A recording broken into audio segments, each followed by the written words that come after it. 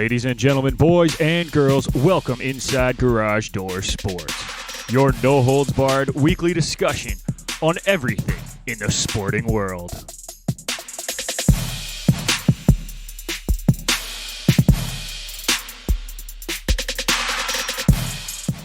For all your news on hockey, baseball, basketball, football, soccer, and more, you've come to the right place. And now it's time for your hosts, Nick McVicker, Kyle Vardy, and Irfan Manji.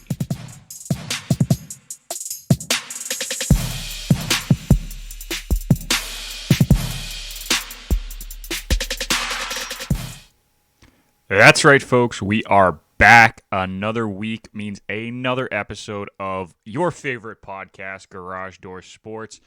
Nick McVicker joined through the Garage Door Sports Cup phone by, of course, Kyle Vardy. Kyle, how you doing today, man? Doing good. Wide awake. It was up early this morning, whether I wanted to or not. That's a different story, but I was up. So, Puppy problems? of course. Puppy problems. Gotta love it. Well, dude, Irfan's not joining us today, so it's you and me. We got a lot to talk about. I mean, the NHL, more issues coming from that league. Players are moving all over in the NFL. And Ovi doing his thing, making sure that he can get in that record book a little bit more because it's Ovi. Yep. But before we get started, like we did last week, we got to talk about it. And it's very, very simple.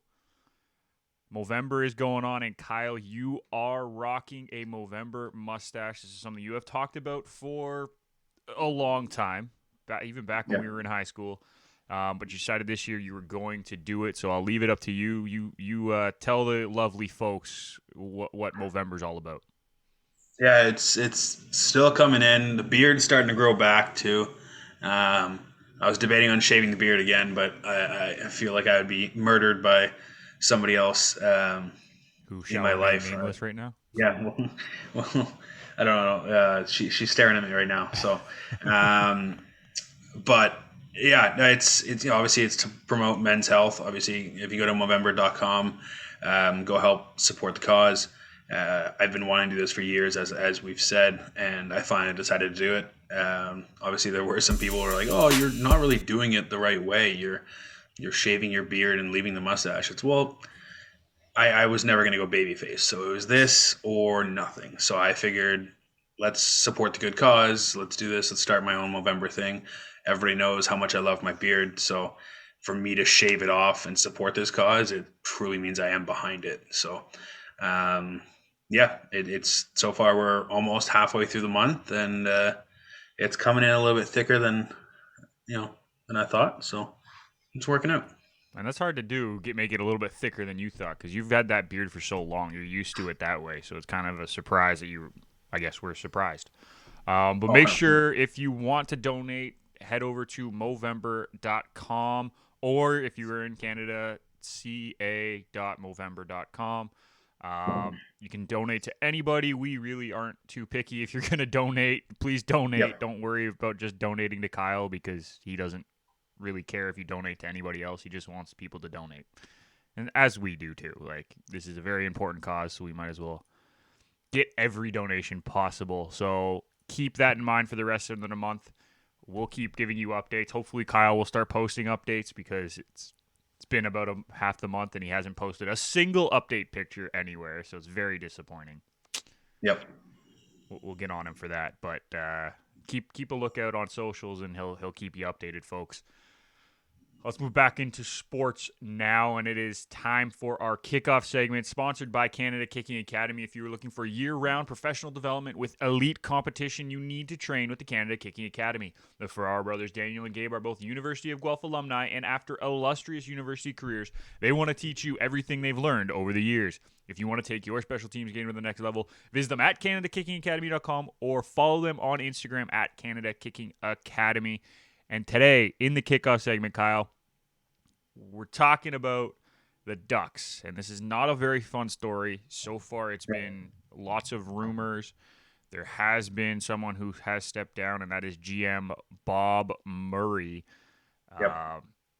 His professional conduct has been called into question. in Anaheim, how he treated the staff and the and players and stuff like that in the organization has not looked good. Mhm. What have you made of this story as it is so far? Obviously, there's still a lot to learn, but what have you made of the story? Yeah, obviously there's still lots to come out about the story and what's truly going on and stuff like that. But I mean, it's the tale of the last year and a bit. It's all these stories are now coming out of the woodworks, and it's amazing what kind of got swept under the rug in previous years. It's obviously toxic work environment is what they're claiming for this verbal assault with players, staff, everybody basically involved in the entire Ducks organization. And then obviously the substance abuse, and in this substance, it's alcohol. So um, it's it's something that he's I guess he's part of the older. How do I say this? The old regime, I guess, where things were more wildly accepted and kind of swept under the rug comparatively to today's game, where you can't really hide a whole lot anymore, especially with social media and everything going on. So, am I surprised something came out? No, not really, because I knew somebody was going to get caught next. But am I disappointed? 100%. Yeah, it's tough to see these stories week after week because we had the Blackhawks scandal going on for a while there. It's still going on. Don't get me wrong. I'm not pretending that it's over. There's still so much more that needs to come out about that one. And Yep. then we had the Pittsburgh one as well before that, which is sort of kind of resolved now. They settled with the former coach and his wife, and the settlement is not being made public, so there's not a whole lot we can learn more about that as of right now. But that one's sort of dealt with. Bill Guerin is still technically in the running for Team USA GM, which I think is absolutely ridiculous, but Yeah, I whatever. mean that's yeah. Um, and then we hear about this one, and I'm like, oh my god, like these are names that we've known about for a long time. Let's not forget this. Like this is Stan Bowman and Joel Quenville and Bill Guerin and now Murray, who like Bob Murray is a well-known person in the NHL. Yep. But it's these well-known people that are the ones getting caught, and he's now entered an alcohol abuse program. Like you said, the team announced that this week that he did enter that. But I think my biggest question about all of these things is there a problem that the NHL is just straight up ignoring right now? Because this is 3 in a row just this season. Hmm. This isn't like it's been, I know these, a couple of them happened a long time ago, but these 3 came out this year. And now we're trying to Yeah. figure out, okay, but is there more behind just these 3, or are these isolated incidents? Because now we can't take anything for granted, right? Well, and that's I go back to where it's the you can't hide anything on social media anymore, and I think that's the kind of the whole reason everything's coming out is because you know a reporter or somebody gets the wind of something going wrong in an organization and immediately tries to snuff it out no matter what. Compared to before, where if somebody caught that, maybe you would tell your buddy or you would tell somebody, but nothing would come of it. Now all of a sudden, everybody wants to be their own individual reporter and get everything out there. And I mean, it's good because these things that are wrongdoings are getting out there, but at the same point, you know, there's no behind the scenes to everything anymore because it just doesn't exist in today's world. So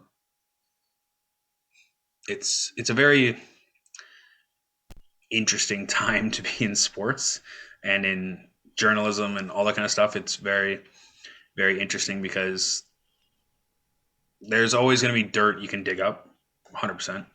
I mean, it's just the way sports have always been. There's Yeah. always, as they say, the locker room talk and all that kind of stuff. And, it's different. In the locker room is different. It's like, well, you can't really do that anymore because No. people nowadays have no problem being a whistleblower or anything like that. So, And it's tough because like I know all these stories are from previous years. Like this isn't stuff that happened this year necessarily, but yeah. does that mean we're playing catch up? Like I know there used to be the joke that the church was always playing catch up on things that they were apologizing for, right?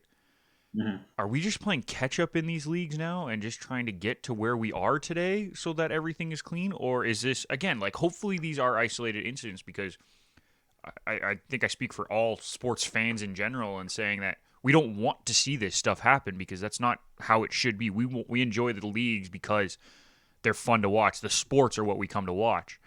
Yeah. But if we're now getting stuck in this situation where we're every day, every week, a new story is coming out from 5, 10 years ago, like we're never going to be able to get to just enjoying the sport again. And I think that's a real issue for these leagues, and they need to get this sorted out. They need everything to come out, really. I know that sounds bad, but they need everything to come out right away so that they can deal with Yeah. it and get back to what the reason that these leagues are around, and that's for the sports and the entertainment value. Well, and the problem is I don't see this going away anytime soon. There's No. always going to be something that comes up, and that's the problem. So, I mean, it's something that we just kind of have to deal with, and hopefully everything gets righted that was wronged. I guess is the biggest thing. So it's not ending anytime soon. That's for sure. Yeah, I don't know. I wish it does because I don't want, like, obviously none of us want to see these stories. These stories are awful. Like, it's an awful situation going on in Anaheim right now. It's awful in Chicago. Yeah. What happened all those years ago, and I still can't believe that it's only come out now. The story in Yep. Chicago, I really can't. But Yeah. this is where we're at, right? Like it's not a great time for the NHL, and they need to get things sorted out. And I don't have anything more to add. Do you want to add anything before we switch off? No, I think it's just we got to wait for more information to come out about that, and see what the extent is of the actual damages, I guess you could say, and see where they go from here. So Hopefully, like it's weird. Like I don't want to say anything wrong here, but like I I don't want there to be any like sexual assault allegations coming off of this. Like that would just make this so much worse. A toxic workplace is one thing, right? Like mm. it's not good, don't get me wrong. But if you throw another thing on top of this story, like this whole organization will crumble. Oh, 100%. It's going to come down to, if there is more leaves to unturn, then Yeah. they're going to come, they're going to be turned over. It's just how it is. Once it's open a little bit, there's no stopping it. So Yeah. Guess we'll see how that plays out. That's it for the kickoff segment sponsored by Canada Kicking Academy. Make sure you visit them at CanadaKickingAcademy.com or on Instagram at Canada Kicking Academy for more information. Gabe and Dan have everything you need to become an elite special teams player. So check them out now. We're going to move straight into our next topic of conversation here, Kyle. And, man, Yep. it's been a crazy week in the NFL. Releases. Mhm. I mean, you could sing the the number of players that moved. You could sing like the "We Didn't Start the Fire" sort of song and just name them all off and where they ended up going. There's Oh, so many 100%. of them. It just felt like it felt like free agency again, almost. Yep. I know it wasn't, but you know what I mean. But close enough, yeah.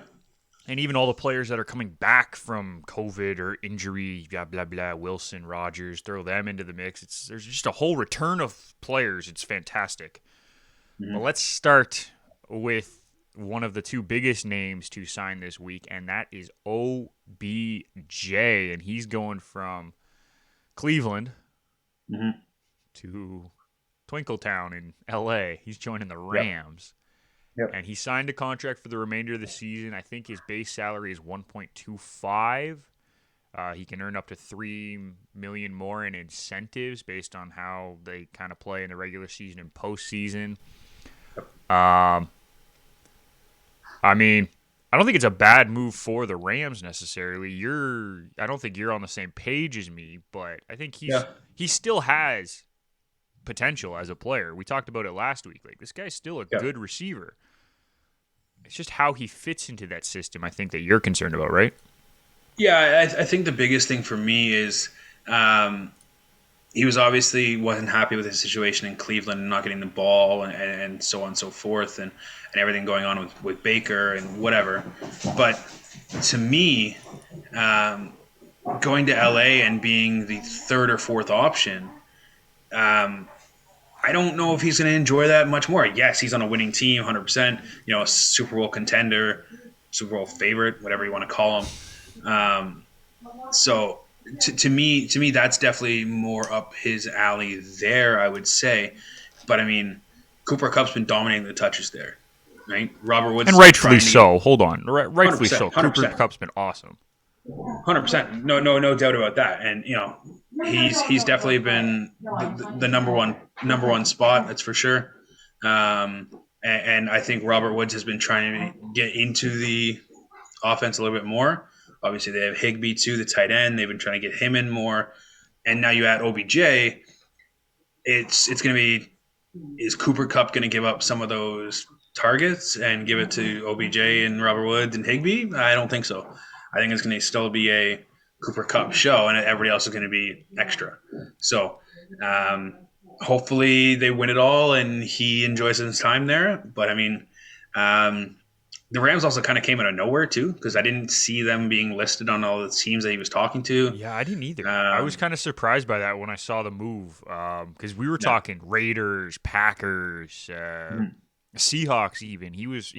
I thought it was all but done that he was going to the Seahawks at one point. Like that was what was being talked about, and then all of a sudden, the news comes out and he's going to the Rams. I'm like, whoa! Like, what is happening here? Well, apparently, what I was reading was he was going to the Packers, but the Packers would not give him any more than veterans minimum, and that's why he went to the Rams. Yeah, so I get it, but if you have to give him an extra $500K, you cut some scrub on your team and make it work. If you had OBJ, what's the if you're minimum, it's $7 like $750, I think, or something, or that's hockey. I don't even know what a veteran minimum is in football. But it's like, it's one of those, you can make it work with incentives. If the Rams have cap space, the Packers have cap space. There's no way the Rams have more cap space than the Packers. There's no chance. Especially with taking on Von Miller. There's no chance. Yeah. So, to me, I think the Packers missed out on a great opportunity. Obviously, you have Devontae there, and I would say Devontae and Cooper Kupp right now are like same type of player, where they're the number one option, and you get fall in behind. But the problem is the Rams have a number two in Robert Woods, and the Packers don't have a number two right now. They have some extra pieces that you can throw in, Lazard, Valdez-Scantling, whatever you want to be, But to me, OBJ is clear of both of those. Oh yeah. So Randall Cobb's the number two right now. Even then, you bring in OBJ, you put OBJ on the other side, and you put Cobb in the slot, and all of a sudden, oh my God, Rodgers has the weapons he's been asking for. I know. I'm just saying. No, but that's my point. Is that right now the Packers' number two option is Cobb, and he's a slot guy. He's a slot guy. Yeah. So it's just to me, I think they missed out on an opportunity there. I don't think he would have the same success in Seattle purely because Lockett and DK Metcalf already there. Yeah. And I don't think he really wanted to go to the Raiders with everything that's going on with the Raiders right now between Gruden and Ruggs. It's just a shit He would have been show. the number one. Sure. 1A. I think Hunter Renfrow has kind of established himself as Derek Carr's favorite. Yeah. Not necessarily talent-wise, but Derek Carr's favorite is Renfrow. So, right. But I mean, isn't Renfrow tight end? Or no. Renfro's the wideout, and then Darren Waller is the tight end. Oh, okay. I don't know why I thought they got Renfrow and Waller, but I think the biggest thing for OBJ is, are the Raiders going to make it? I think is the biggest question. I mean, they looked not bad last game, didn't they? Or am I thinking the game before? Terrible. They lost to the Giants last week. I'm thinking the game before. Sorry, that's my fault. Yeah.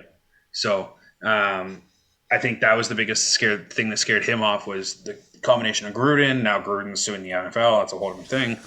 Are we getting into that too? Let's go. And then the Ruggs thing that happened. Like, does he want to bring everything that's going on with OBJ into into Vegas and have that be the focus point? No. That's why they were off the list. So I think it was Seattle, Green Bay, and then all of a sudden the Rams came out of nowhere. So I heard the Chiefs too, but to me that didn't really make sense. I mean, would it be good for them? The Chiefs, sure. And they're trying to find ways to get better again because they're struggling this year. That's the only reason that their name was even thrown into that conversation. Of course, of course. It's like the Pats being thrown into every conversation for any free agent ever that comes out. Yeah. Oh yeah, no, yeah, they're in on him. It's like, well, no shit, you're in on him. You got to check tires. If you're a contender and you didn't check tires on OBJ, then there's an issue. Either one, you really don't want him, or But two, that means you probably check tires at the same time. Like, yeah. if you Even know then, you be like, don't hey, want like, him, you check tires. yeah, hey, what are your thoughts on coming to us? Like, okay, all right, sure. But to me, I think it is overall. I think it will be a good move for the Rams because it gives them an extra weapon. I'm just not sure the fit there is the biggest thing. Yeah. I mean, the one thing you can say is that he's going from a run first offense in Cleveland, Mm-hmm. right? Like, let's be honest, Cleveland is a run team that throws the ball on third down when they need to. Like, it's not Yeah. they don't prioritize throwing the ball. Oh, he's going from a mediocre quarterback to a good slash potentially great quarterback. So Oh, Matt Stafford's great. I will argue that hand over foot. I watched this guy play in Detroit for years with nothing. yeah, He's a great quarterback. But he's actually going to an offense that doesn't prioritize one over the other on first down or one over the other on yeah, second down. Like, you don't know what you're getting from the Rams every down because they have the ability to do everything really well. And Sean McVay is a mastermind when it comes to trying to plan out what he wants to do. So I would not be surprised if we're looking at this in a couple weeks' time and OBJ is having a lot of success as a second or third option on this Rams team because yep. they throw the ball more than Cleveland did. Okay. That's kind of where I'm at right now. And Mm-hmm. I think it's actually a good move. I just want to see, as you said, I want to see how he fits into the scheme that McVay is going to run. Because if he doesn't fit the scheme, well, then what are we talking about, right? Yeah, It's a useless and move. like to me, it's interesting. Like I thought Van Jefferson was a great number three right now. Like he was doing everything he had to. He was getting open for the deep balls and all that kind of stuff. And all of a sudden, Van Jefferson now has a backseat to OBJ. So it's like one of those. Well, you know, we'll see. So Yeah, I mean, I like Van Jefferson too, for sure. But if you get the chance to bring in an OBJ esque player for a playoff run where you guys are supposed to be one of the favorites to win the Super Bowl, yeah, how do you say no to that, right? I guess that's their logic. Like, I think Van Jefferson is the guy moving forward, and I don't know if OBJ will re sign in LA. But if you get him for 1 year and you're going for a Super Bowl run, why not add him in, right? well, I think OBJ is going to go for the ring. He's going to try and get the win this year and then re-sign. If he has a great And then he'll go to playoff run Tampa or and play with whatever, Brady, because why not, right? yeah. I mean, seems like what everybody else is doing. Exactly. Um, the other big name that signed in the NFL this week is actually from TJ's team, Mm-hmm. and the prodigal son returns. Yes, sir. Newton back with the Panthers once again, and I can honestly say I did not see this one coming at the beginning of the year. Was a little bit surprised by it, Mm-hmm. but at the same time, with everything going on in Carolina, not as big of a surprise. Like, this is a team that is in desperate need of a quarterback right now.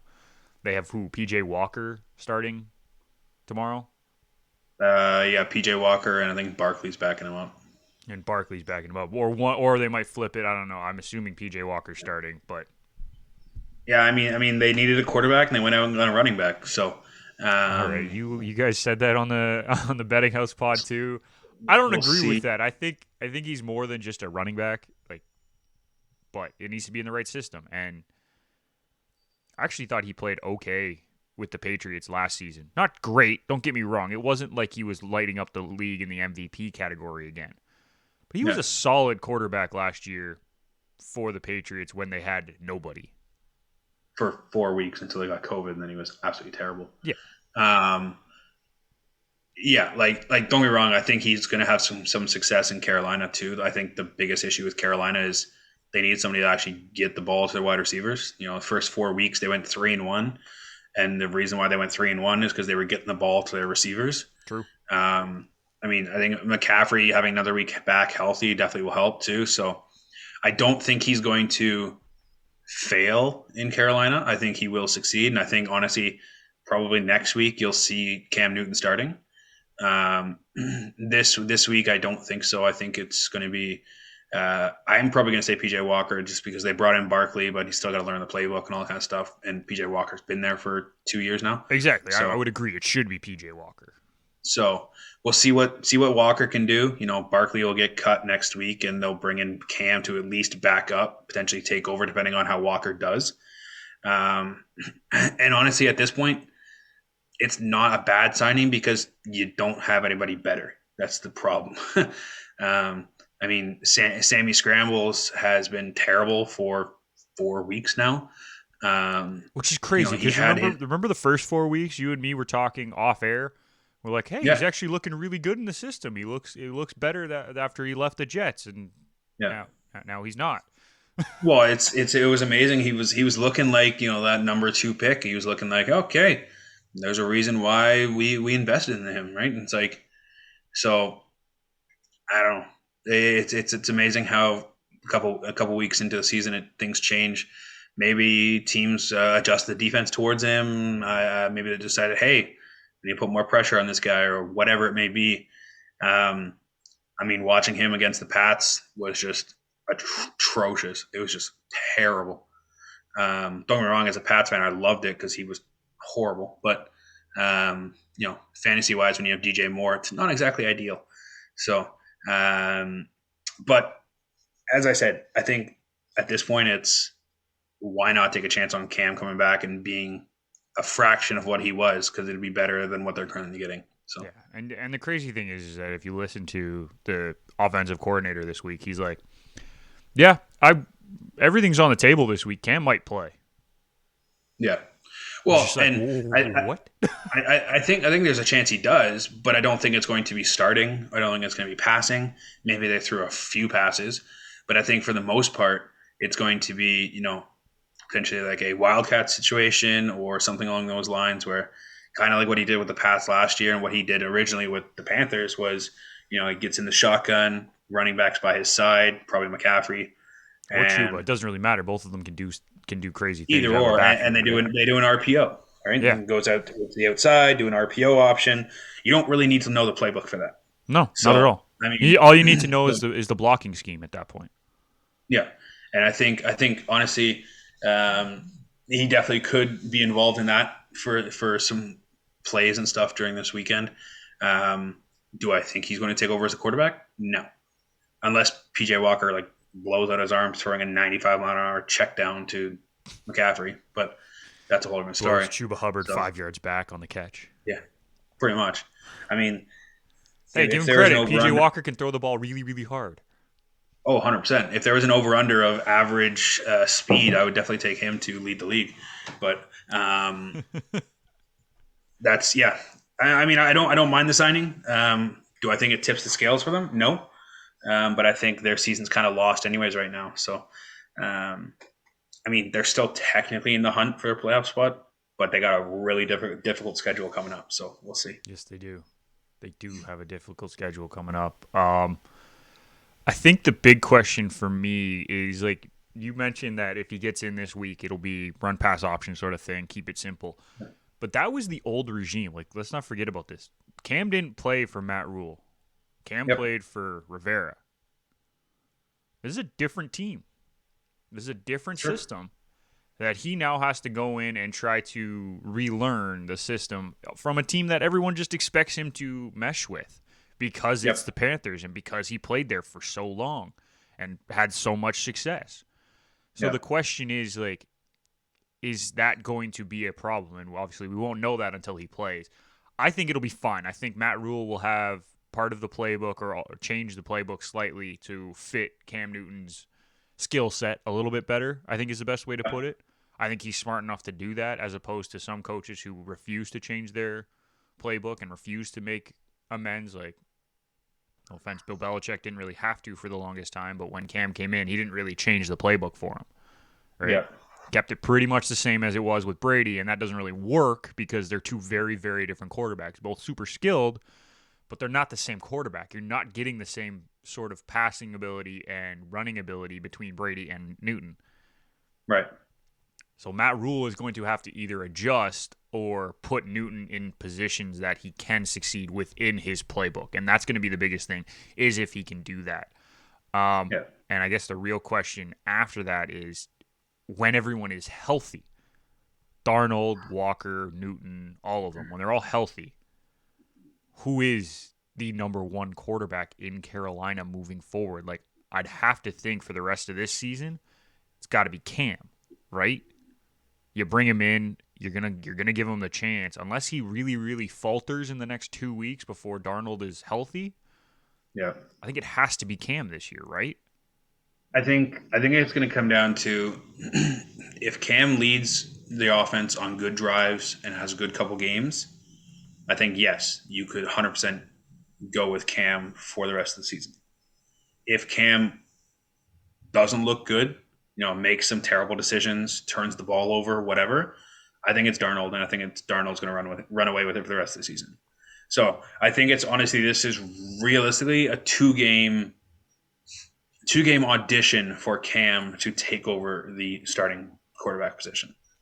Right? It's really what it comes down to. I think obviously we said PJ Walker's probably going to play this game, but I think next game it's going to be Cam, and it's going to be hey, show us what you can do, right? Yeah. And see what happens from there. So I mean, they're still within a playoff hunt right now. Like they're 4-5. It's not like they're out of the race by any stretch of the imagination, yep. right? Like this team is still right there. If you look at the NFC, they're one game back of a playoff spot right now. Because how many wild cards are there? Two, three wild I cards. think. So they're tied for. Oh, sorry, they're technically a half game back of Atlanta because Atlanta had already played their bye or already used their bye week. Yeah. And Carolina hasn't yet. They're The right biggest there. thing for them, in the next 4 weeks, they have 3 winnable games. Right? This week against Cardinals, we'll see. Apparently, Kyler, D Hop, and Rondell Moore are all game time decisions. It didn't really make a big difference last week, but we'll see. So, even if they don't play, as you that's said, they didn't make a difference last week and they ran out and killed somebody. I don't think the Cardinals without those 3 are going to do the same thing they did last week because it was more than also the Niners just couldn't do anything. And the Panthers' run D is a hell of a lot better than the Niners. True enough. So, missing Edmonds as well, it's going to be a big factor too because it's going to be James Conner season. So let's assume this one's probably a loss. Yeah. So, but other than that, they have football team, Dolphins, and the Falcons in the following 3 weeks after that, which realistically are 3 winnable games. That gives you 7 wins right now. So 7-6 going into the last 4 weeks of the season. And the problem is last 5 weeks, 6 weeks, 5 weeks, 4 weeks. Never mind. Jesus, the schedule on the NFL has the preseason listed below the regular season, so it just looks like a continuation. And I'm just like, what is happening? Okay. We're good now. Yeah. So last 4 weeks they got Bills, Bucks, Saints, Bucks. So that last week very well could be a win based on if the Bucks sit people because I think they'll be in the playoff position. I would assume so. And it's going to be week 17 is going to be a very interesting game because it's going to be the Saints and likely based on that division right now, you're going to be competing for that potentially final playoff spot with the Saints. True. So, right, depending on how the Saints do with Simeon / Taysom Hill, True. I don't know. / potentially Phillip Rivers because apparently they contacted him too, but we'll see. I thought they hadn't contacted him yet. I don't know. I thought he said he was willing to come out if the Saints contacted him, but they hadn't contacted him yet. Potentially, I don't know. So, but even then, like the Saints got a tough schedule too. They got the Titans this week. Eagles game will be interesting next week. I'm not really sure how that's going to go, but then they got Bills, Cowboys, Bucks. They got a couple games thrown in there with the Jets and Dolphins. So I could see potentially the Saints having 7 wins going into the last couple weeks as well. So, they're 5-3. I don't think they're going to beat the Titans this week. But it also depends on which Saints team shows up in some of these games. Like if it's the same team that showed up against the Giants, they're going to lose most of them. Yeah. So, it'll be a very interesting end of the season, and I'm kind of interested to see who takes over because that defense I think is going to do their own. Yeah. But the reason why they lost so handily to the Pats is because Sammy Snipes threw a pick and all of a sudden the Pats get on the 20-yard line. So it's like like it kind of makes the opposing offense, a lot easier when you have 20 yards to work with compared to 80 yards. True. So it'll be interesting to see after this week how they bounce back. Washington next week. Maybe that's the debut of Cam against his old coach. Maybe that'll be the thing. That would be an interesting one. Yeah. How much publicity is that hug going to be between Rivera and Newton? Oh, 100%. 100%. Because I don't think they left on bad terms, the two of them. I think Cam had run his course in Carolina with Rivera. I don't think, Yep. if I remember correctly, right? Am I wrong? Yeah, I don't even think it was Rivera. It wasn't even Rivera's thing. It was just one of those. Cam wasn't playing up to standards. They were looking to bring in new, fresh faces, I guess. New blood. And they were honestly bringing in new, fresh faces when it came to Rivera too, because he was gone too. Yeah, he wasn't gone much longer. Yeah. So I also think at a certain point it was a money thing too. They wanted to get that money off the books. Yeah. But I was saying to TJ the other day, now it's kind of embarrassing for the Panthers because they're paying Cam Newton's replacement, which is Teddy Bridgewater. They're paying Cam Newton's replacement in Sam Darnold, and now they're playing Cam to replace his replacement. His replacement. Yes. So it's kind of comes full circle. So they're still paying Teddy. Yeah, because they traded him after a contract, so it's like they have like $15 million in dead money. Yeah. So. Oh, yeah. How Carolina makes me laugh. Yep. That's awesome. So, yeah, it's interesting situation in Carolina right now. So we'll see what they can do. And the crazy thing is that they have talent too. Like you look at some of the players that they have on their roster. McCaffrey, we've already talked about. Hubbard has looked pretty good so far this year. You got Robbie Anderson, who when he's on, he's on. He's been terrible this year. He's inconsistent for sure. DJ Moore though has looked really good, I think. Yeah. Some of the defense looks fantastic. They could make some noise, I think, and that's why I say, like, if Cam comes in and plays well. Oh, I've said this to TJ from the beginning. I said you guys are a quarterback away from being a legitimate, continuous playoff team. Purely based on everything they've had on the defense, they have the offensive weapons. You have McCaffrey. I think they need a legit tight end. I think I thought they had that in Dan Arnold, and all of a sudden they wanted to go with Tommy Tremble. But I mean, to each their own, I guess. Yeah. But like I think they need a legitimate tight end in Carolina, and then a legitimate quarterback. Deshaun Watson, and I think let's not throw Deshaun Watson's name out there just because I don't know if he ever plays a game right now in the NFL again. Oh, he will 100% play a game in the NFL. It's not if he gets charged. They trust me. He'll still play. They'll suspend him for a year and he'll be back the next year. Not if he gets actually charged and has to go to jail. I didn't think any of this stuff was criminal. I thought it was all civil. I thought it was. Oh, okay, whatever. Well, that's a topic for a different day. I didn't think any of this stuff was criminal. So topic for a different day. Yeah. So, yeah, it's just I think they need a legitimate quarterback, and should they have got a rookie quarterback in this draft instead of drafting J.C. Horn? Potentially. Based on how these quarterbacks are showing up right now in this upcoming draft, where it doesn't look like there should be anybody taken in the top 10. Now. Jeez. We'll see how that goes. Yeah, no. This year is not a quarterback draft for the first time in a while. I mean, you got two actual quarterbacks, and even then they probably shouldn't go within the top 15. No, agreed. 100% agree with you on that one. In Corral and Willis, I think, the Liberty quarterback. I can't remember his actual. I know who you're talking about, though, yeah.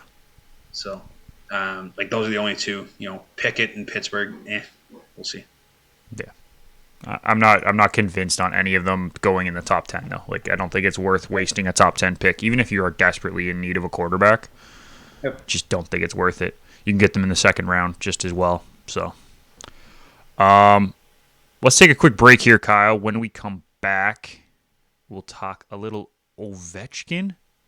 Mm-hmm. That's right, Ovechkin because he's doing big things right now in the NHL. So we're going to take a quick break. When we come back, a little Ovi talk, and then we'll wrap it up with some final thoughts. Sounds good. Hey everyone, this is Irfan Manji from Touchline Thoughts. We are an all-soccer podcast hosted by yours truly with guests every episode. We provide news, analysis, and opinions every episode as well. Touchline Thoughts is powered by the Garage Door Sports Network, and you can listen to us on your favorite podcatcher. Cheers. We're back. Nick McVicker, Kyle Vardy with you today. Irfan could not join us, but don't worry, he's always here. Just, not physically sometimes. He's in our thoughts. He's in our thoughts. Yes. I mentioned it before the break. Let's get right into it. Alex Ovechkin passed Brett Hull for fourth on the all-time career goals list. 742. Mm-hmm. He's now only 24 behind Jaromir Jagr for third. Yep. And, I got to do some quick math here. 59, yes. Behind Gordie Howe for second all-time. Mm-hmm. He's also played 500 less games than both of those players, so that's just ridiculous. Yeah. And if we want to look way, way, way into the future, 3-4 years from now. 152. 152. I'm sorry, just looking at the records is just ridiculous. Like Gretzky's 1,963 assists. Yeah, they like even if you take away every single one of Gretzky's goals, he still leads the entire NHL all time in points. So, which is absolutely insane to say. Nobody will ever even come close to that. It's not even a question. Someone might come close to making sure that he doesn't lead the league in points with just assists. Maybe. Potentially, yeah. Connor McDavid might have more than 1963 by the time his career is over in points. As long as he stays healthy. As long as he stays healthy, of course. Yeah. Well, that's the caveat on any of these things. I would say, that would be probably the only person who would come close. Although Draisaitl's been doing pretty good. He puts up a lot of points too. Yeah, but he's older though, isn't he? I don't think he's that much older, is he? No, he's at least a couple years older than Connor. I know that for a fact. Okay. So regardless. But either way, yeah, I mean, the fact that Ovechkin is where he is, I'll give him credit. Fourth all time. There's a real chance he does pass Jagr this season too. That's crazy. Because he's passed how many guys this year already? He passed Marcel, right? And he was already past Esposito. Yeah, I think he was already past Esposito last year because I think we had that conversation then. But I think he passed Dion and Hull. Passed Hull. And, 25 more goals for Ovechkin? That's not out of the question. No. Because how many games did he play this year? At all. He's played 14 games this year? Yeah, they're 14 games. So it means he's got, 68 more games? Yeah, 25 goals in 68 games. That's almost barring some awful injury, that's almost a guarantee from Ovechkin this year. He might have 20 power play goals in the next 68 games. Yeah, and it's crazy to think that, but there's a real chance that he does. I would say he could almost get it with 20 games left in the season. Yeah. And that wouldn't be out of the question because we've seen multiple times where he gets 2-3 goals a game. Exactly. And he's kind of the king of getting the 2 goals a game, but not quite getting the hat trick. He gets the hat tricks every now and then, but he's gets 2 goals consistently. And he's honestly, to me, he is the greatest goal scorer in NHL history, and I don't think it's a question. No, I agree with you 100%. So the fact that he's 24 away from tying and 25 away from going ahead, he 100% will be in third place by the end of the season, barring, knock on wood, any injuries. He will be in third place by the end of the season, and I think realistically, midway through next season, he will be number 2. I think it's really realistic what it is. Absolutely, because we said 50? Yeah, he's 59 away right now. So 59 over the next 130 50 games if I did my math right. We say 30. we said 68 left plus 82 next year. Yeah, Yeah, you got it 150. right. Good for you. So, I mean, I'm actually impressed. yeah, like the fact that he like, and the fact that we're saying only 59 in the next 150 games. Done. Sorry. It's a goal every 3 games. Like, he's 100% going to do that. Yeah, Um, exactly. Didn't he so start like and, scoring and with like 7 straight games to start the season this year? yeah, This guy's just a and then goal. and then it's really it's gonna come down to how many more seasons does he play after next year to try and pass Gretzky? I think that's the biggest question. Yeah, So that's the thing. Like right now, we don't know, but I think the way he looks right now, he doesn't look like he's really slowed down. Like he might be a slightly slower skater, mhm, but like production wise, he's still producing. He's not a liability on the defensive end like you see some older guys get, right? 100%. So he could still play a few more years, and I don't think anyone would argue that he still deserves to be in the NHL. Like I don't think there's that many wingers that are that much better than him in 2 years' time that he I doesn't wouldn't say deserve a so. spot. So No, and it's one of those, like, as long as he's a cap, he's going to be on the top line. It's simple as that. but even if he drops down from the top line, right? Like just let's just say 2-3 years from now, he's not a top line player anymore. If he's on the Capitals and he drops down Mhm. to the second line, like he's still going to be productive. It doesn't matter. As soon as you put Ovi on the ice and you give him a chance to shoot the puck, he's dangerous. I saw Well, a he's going to picture be on the power posted play. yesterday. Yeah. Yeah, I saw a picture posted yesterday, and someone put it was just a picture of the Capitals power play unit, right? And it's just Ovi standing there waiting. And they said, Yeah. this is the most intimidating and predictable play in hockey, and no one knows how to stop it. Yep. And it's true. Like, it is so intimidating seeing him stand at the top of that circle on the power play because you know exactly what's coming. It is so predictable. And yet you cannot do anything if the puck gets to him. Well, and see, even if they do something, he's developed over the last couple of years that he knows. Hey, you want to commit 3 guys to my side to block my shot? No problem. Pass it off. Yeah. Right. He's the type of guy that if you have one guy guarding him, no problem. He'll wind up take that slap shot.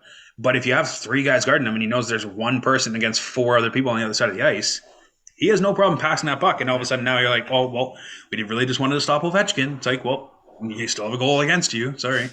It's true. It's just crazy. Like it's so insane to think that, but he's so good at it, and it's not even close. It's to me, I think the most impressive thing. Yes, he's the greatest goal scorer of all time, but I think the most impressive thing is how he's developed as a player over the last 5 to 10 years. Agreed. When he first came to the league, he was, Flashy. he was a goal scorer. He was a goal scorer, no assists, no nothing, didn't play defense, all that kind of stuff, right? Right. And now all of a sudden, Trotz goes there. It's amazing what Trotz did. When Trotz was there, he changed Ovechkin as a player and made him, a top player in the league, not just a top goal scorer in the league. Right. Right. And I think that's a big difference. Is now he's back checking. He back checks. He's even more physical than I think he was earlier. Right. And it's just one of those. He's a difference maker out there every single night, and it's impressive. Yeah, So. for sure. And I'm glad you brought up that, like, because we're seeing kind of the next coming in Matthews doing the same thing, changing his game a little bit since he came into the league, and it's because of guys like Ovechkin that's happening, right? Yep. Like, if Ovechkin didn't go from the pure goal scorer to the pure superstar, the way he did, I don't think Matthews would have changed his game, but he did, and we're seeing that. We're seeing the fruits of that labor there. Yep. One last question before we head to our final thoughts here, Kyle, on the Ovechkin thing. Mm-hmm. The chase for the record, right? It's still a long ways away. Obviously, we're talking like 3 or 4, 4 or 5 seasons probably before he even gets close to it. Yep. This is a good thing for the NHL, right? This 100%. this story is a good thing for the NHL, and I mentioned McDavid and Draisaitl. By the way, Draisaitl's only 26. He's 1 year older than Connor McDavid. Okay, I thought he was older than that. No, they've both been here for 7 seasons, I believe. Yeah. So, but he's only 1 year older, so they could potentially do a lot more. this is a good story for the NHL. This is something that the NHL has needed. And let's not forget, earlier in the show, we talked about how the NHL needs to get things right now. Yep. This is it. They have something going right, and they need to lean into this 100%.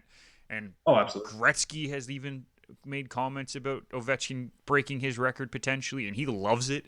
He's like, I've watched this guy play. I love watching him play. There's a reason he's one of the best goal scorers of all time, and I hope he takes the record and becomes the greatest goal scorer of all time. Right? Yeah. So that's Gretzky saying that he wants his record broken. How many guys are you going to have say that? Well, wasn't Ovechkin's greatest goal against Gretzky as the head coach? Like the behind the back thing? Wasn't he the coach for Arizona at that point? I don't know, actually. I feel like it can was. neither confirm nor deny. Because I know Gretzky was the coach. I just don't know if that was the right year that matches up or not. But I mean, the NHL definitely needs it for sure, and I think no bad can come from him breaking this record. That's the biggest thing. So I really hope he does. I really hope he breaks it. Obviously, we'll see in the next 3+ years of how many goals he averages or whatever. I really hope he does have like a 60 goal season again, just so that way he doesn't have to play like that extra year just to beat it. But we'll see. I'm just trying to pull up to see if I can find if he was the coach that year. Let's see. I'm pulling it up. I got this. We're gonna. The head coach was in fact Wayne Gretzky. Yeah. Look at you with your backwards knowledge. Right? Throwing that out there. I thought that's how it was. So, I mean, obviously, so he witnessed firsthand what happened. So yeah. It's incredible. Like, it's just fun to watch him. And like, you don't have to like the Capitals. You don't have to like the rest of the team. You don't really have to even like Ovechkin, but you have to understand what this guy has been able to do in his career. And there's a chance that he might break the record. It's not a lock or anything, but there's a chance he might break the record in less games played than Gretzky as well. For sure. Which would be, I think that would be really, really cool. Something that I don't think many people would expect. But he's got 276 games less than Gretzky right now. And he's, as we said, 152 goals. Yeah, and there's 150 games between this year and next year. So, which means he still has an extra season and a bit to try and beat it within that. But even if he goes an extra year, like another year after that, which is more than likely at this point, I would think. Yeah. That'll put him at around the same number of games played. Mm-hmm. And if he could put 200 goals in, I would say so. That'd be cool. That'd be really cool, I think. I like it. All right, dude. Final thought of the week. Do you want to start or do you want me to start? You go ahead, and then I can kind of see which direction I'll go in accordingly. So, fair enough. I guess I'm pumped because we're going away this week, which means we're actually going to Phoenix. We're going to see a NBA game with the Suns and Mavs. Get to see Luka Doncic live. We're going to see an NHL game between the Coyotes and the Blue Jackets. Mm-hmm. Which I don't really know if I can name a big enough player to make that worth mentioning. Well, hopefully, knock on wood, we can also meet Chikrin while we're down there too. But yes, that would be really cool as well. He's I don't know if I ever told you this. He's one of my favorite players for the last few years, just because I guess it's because of the NHL video games. But he always gets really, really good in the video games, so I always trade for him because you can get him for cheap right away, and then he just grows. So I like watching him play anyway. So that'll be cool. I told Red to text him and say that. If he gets us the tickets, that I'll bet on him to score in that game, and if he scores, then I'll take him out that night. So, I don't know if that's gonna help or not, or if that's gonna give him an incentive to do it or not. But we'll see. So. But no, I guess my final thought is I am really, really excited to be just going out and watching a lot of sports with you guys next week, golfing a little bit in the nice weather, get a little bit of a mental break after the last 2 months where I haven't had a day off since September 20th, I believe. Yeah. It'll be nice. I need it. I desperately need it right now. Oh, 100%. 100%. So that's where my final thought is for this week. How about you? Yeah, I mean, I'm along the same lines. Obviously, the inner gambler and myself looked up this morning, and Bet365 is allowed in Arizona. So there will be lots of football bets going on, and I'm getting the look for that being my final thought. But You I'm host just a happy to get sports away. betting podcast. It's not really a stretch for a final thought. Okay. No, I'm happy to get away. I definitely need this get away from work and everything for a little while, and just kind of reset. Obviously, before the holidays and so on and so forth. So we'll see if there's a show next week because we get in at like midnight on Friday.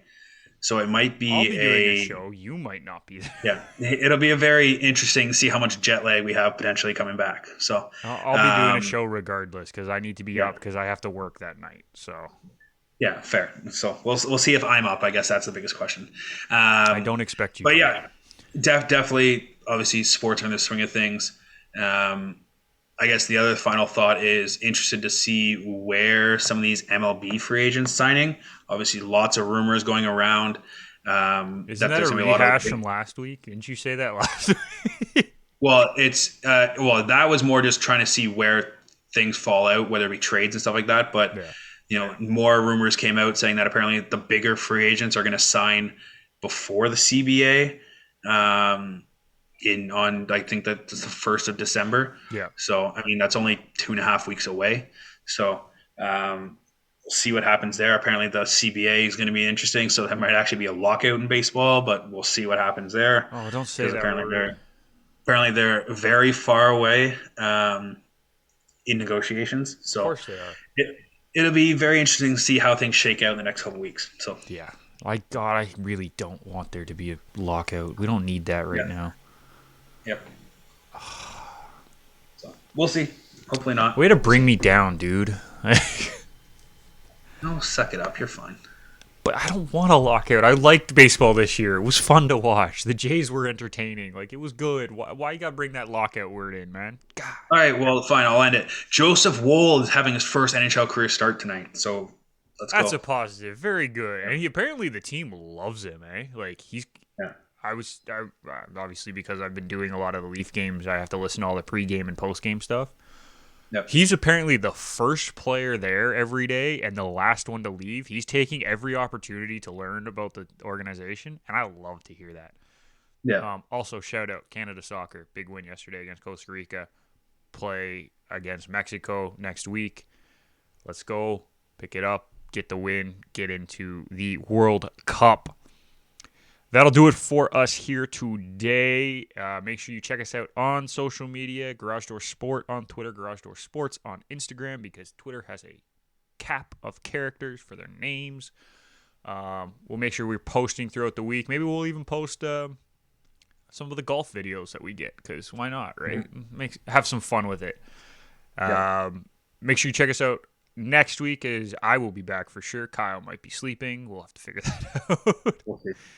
Hopefully Irfan will be back with us then. I know he's got a lot going on with his thesis and everything, so I'm not surprised.